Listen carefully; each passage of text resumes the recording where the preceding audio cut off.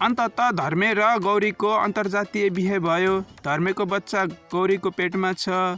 उनीहरूको बिहे भाड्न काजी साहबले धेरै प्रयास गर्नुभएको हो, तर सक्नु भएन। जिमदार बाले धर्मे र गौरी आफ्नो घर आएको र हामीले त बिहे गर्यौँ, अब जुठेर तपाईँको छोरी जुनकिरीको पनि बिहे गराइदिनु। अब यो सबै पुरानो रीतिथिति हामीले तोड्नु पर्छ। सपना देख्नुभयो अनि झलास बिउजिनु भयो।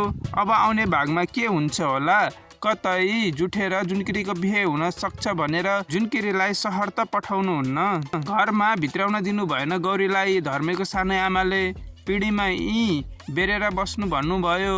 अब आउने नयाँ भागमा निर्मलीले गौरीलाई आफ्नो बुहारीको रूपमा स्वीकार गर्नुहुन्छ कि गर्नुहुन्न? तल्लो जात भनेर भित्र पस्नै दिनु भएको छैन या जिमाल बाला भनेर अझै दुःख दिनुहुन्छ? कमेन्ट गर्नु है।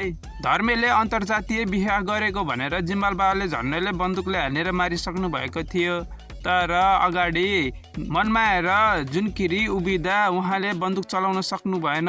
तर घर पुगेपछि जिमालनी आमाले मनमाएर जुनकिरीलाई सिस्नो पानीले बेक्सरी पिट्नु भयो।